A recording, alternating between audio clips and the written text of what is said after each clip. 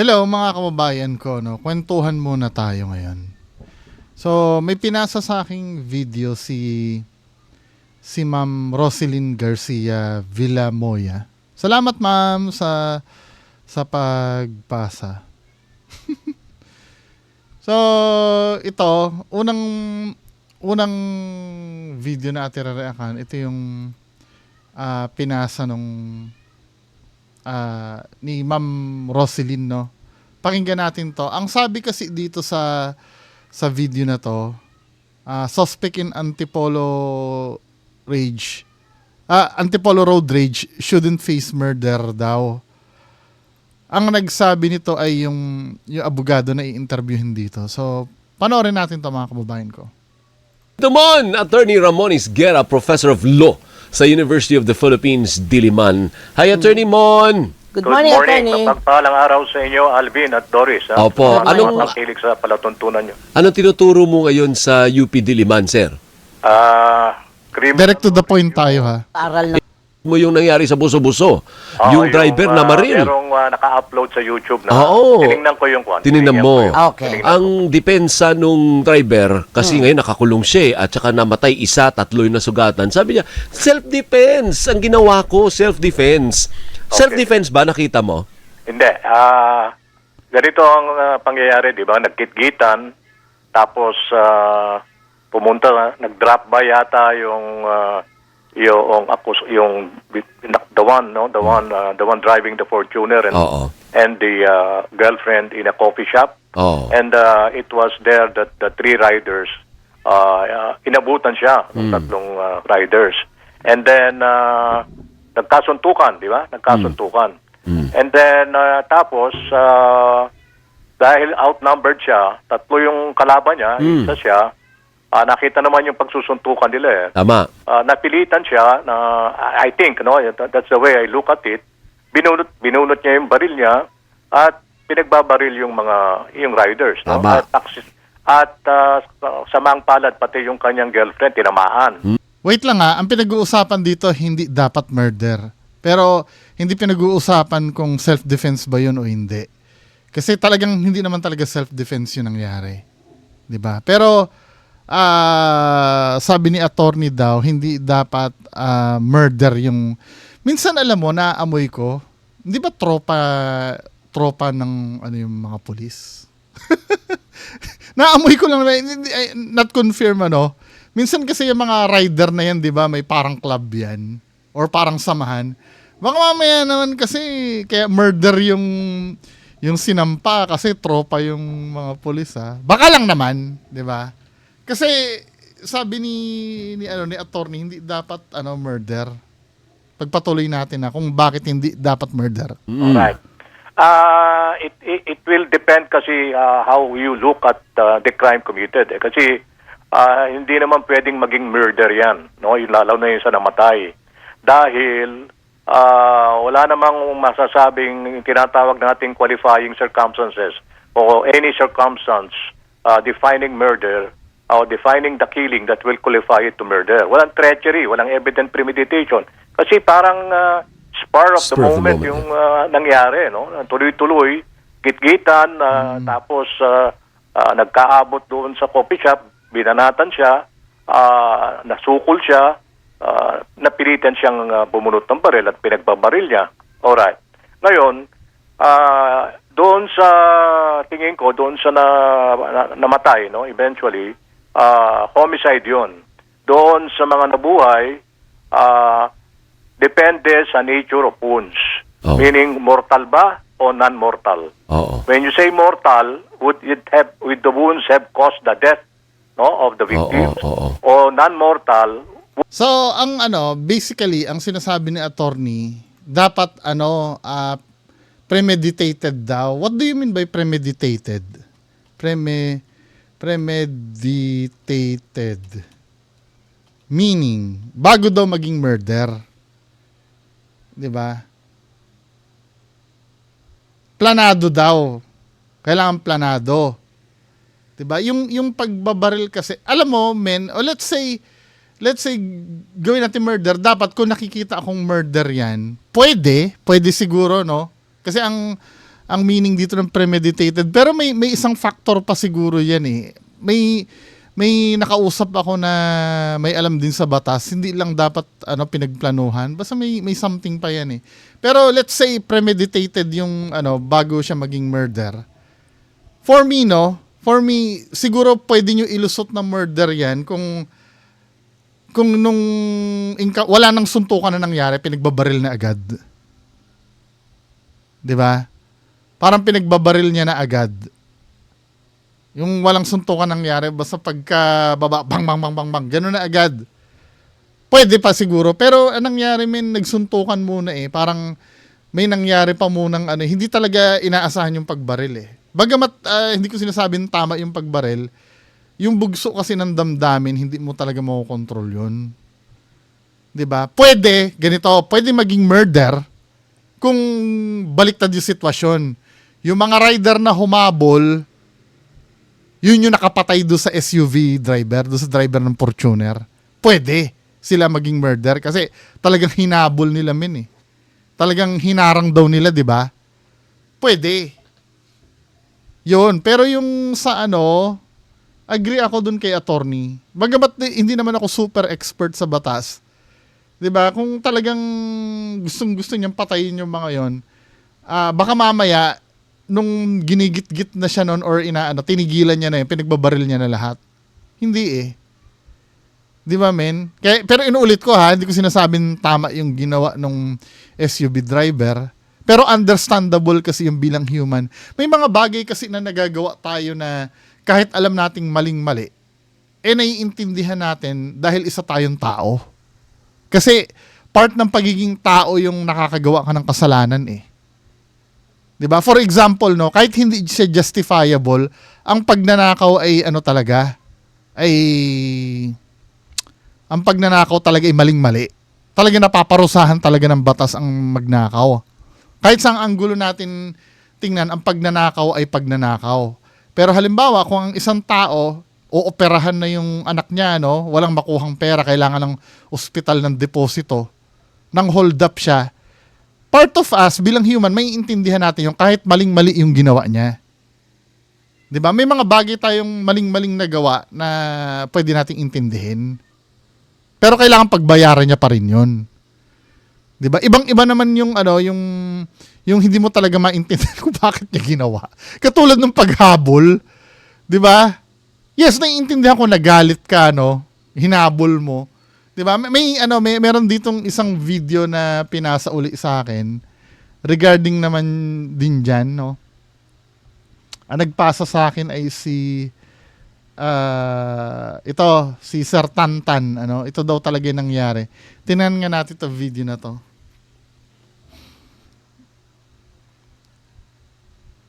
Tagal naman ng naglo-load pa. Private naman ito, sir. Private yung video eh.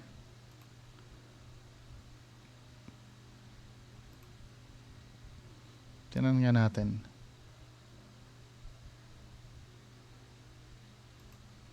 Bagal. Wait lang ha. Ito. So ito yung full video daw noon. Panoorin nga natin. Simulan natin sa umpisa ha. Ito yung full video ng mga kamote. Panoorin nyo kung gaano kakamote dalawang to.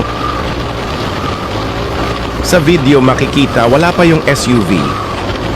So wala talagang bawat nangyaring gitgitan maliban sa mangyayari mamaya. Hindi natin ikukat baka umiyak yung mga kapwa kamote nila. Ayan, Grabe na. lang raw sila ang galing.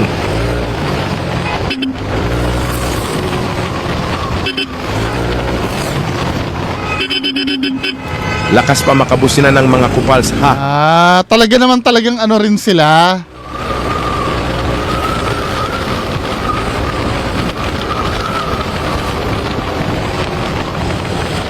Ayan, pasok ng pasok mga kamote. Oo nga.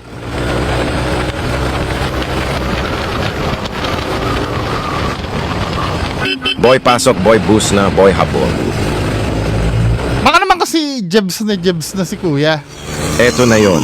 Dahil may nakita siya hindi naka-helmet mabilis magpatakbo, habol din siya. Ayaw pantalo. Eto na yung SUV nakapasok na sa gitna. Pero pinilit ni Coops habulin yung hindi naka-helmet. Oo. Oo nga, no? Ulitin natin yung part na yon. Ito si ano, no? Ito si kuya na, ano, dapat pag nakikita mo na yan, hindi, let's say kasalanan pa rin ni, ano, ni SUV. So, ito yung nangyari, oh. Ito yung video. Kasi ano na sila eh, parang talagang, sila rin pati talaga, reckless pa rin talaga pala sila. Yung mga rider. Hindi ko alam kung bakit may hinahabol din ba Ayan, sila. pasok or ano. ng pasok mga kamote.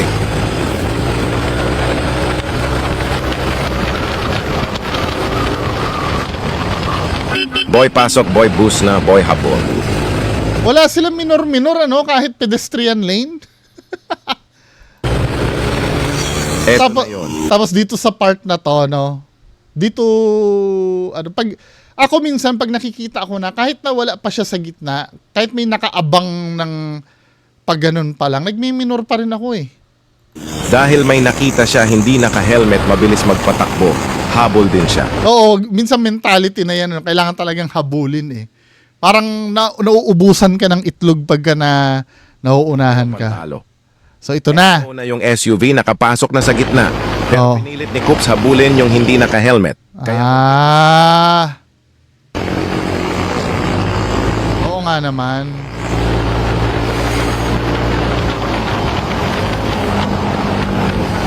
yung kamoteng kasama niya, alam niya mali siya doon.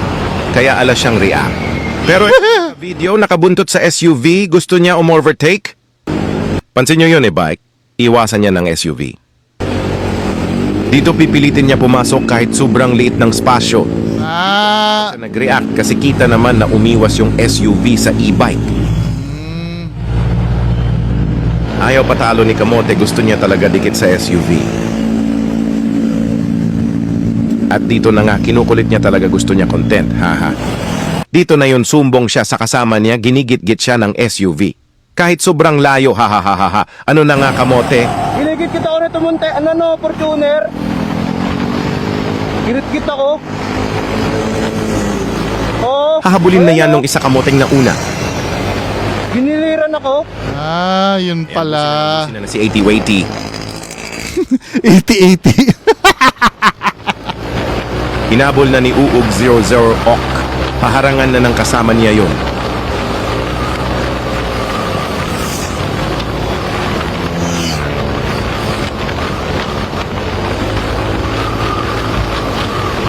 Ang layo na sana ng agwat kung pinabayaan na lang Oo, tama.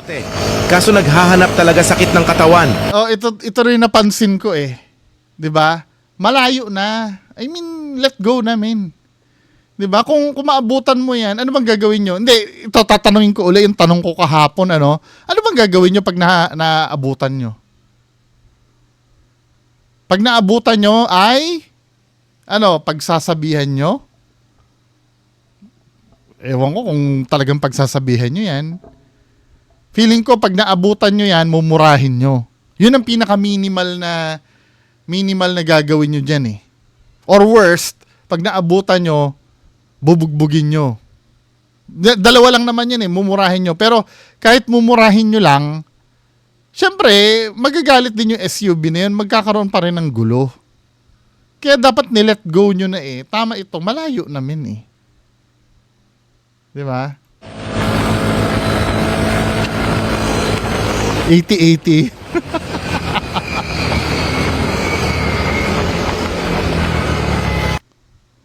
Ayan, nahaharang ni Kamote yung motor niya para di makaalis yung SUV. At doon dito naging na. kwento. Dito na nangyari. Sana binuo hindi na dapat pinutol para malaman talaga. So, ulitin natin, gusto nyo? Sige nga, ulitin natin. 3 minutes lang naman eh. So, ito yung kabuuan, Dito nag-start. Ito yung full video ng mga kamote. Panoorin nyo kung gaano kakamote dalawang to. Sa video makikita wala pa yung SUV. So wala talagang bawat nangyaring gitgitan, maliban sa mangyayari mamaya. Hindi natin ikukat, baka umiyak yung mga kapwa kamote nila.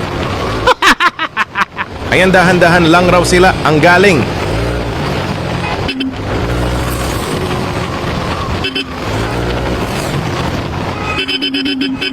Lakas pa makabusina ng mga kupals, ha ha ha.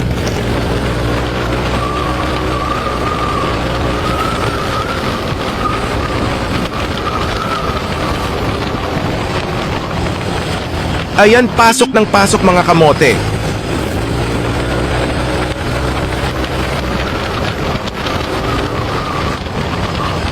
Boy pasok, boy boost na, boy habol.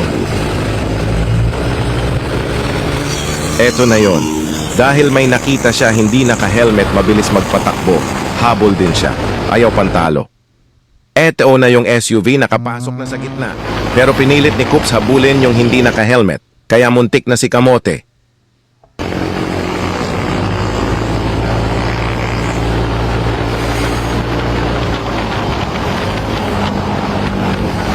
Yung kamoteng kasama niya, alam niya mali siya doon. Kaya alas siyang react. Pero itong naka-video, nakabuntot sa SUV, gusto niya overtake? Pansin niyo yun bike. Iwasan niya ng SUV. Dito pipilitin niya pumasok kahit sobrang liit ng spasyo. Dito hindi pa siya nag-react kasi kita naman na umiwas yung SUV sa e-bike. Ayaw patalo ni Kamote, gusto niya talaga dikit sa SUV. At dito na nga, kinukulit niya talaga, gusto niya content, haha. Dito na yun, sumbong siya sa kasama niya, ginigit-git siya ng SUV. Kahit sobrang layo, hahaha. Ano na nga, Kamote? Ginigit kita ako nito munte, Fortuner. Ginigit ako. Oo. Hahabulin na yan nung isa Kamoteng na una. Giniliran ako.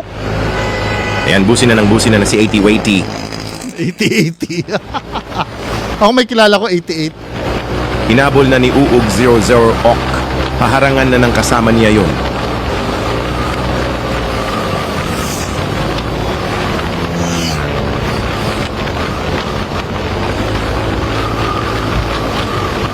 Ang layo na sana ng agwat Oo kung nga, no? pinabayaan na lang ng mga kamote. Kaso naghahanap talaga sakit ng katawan.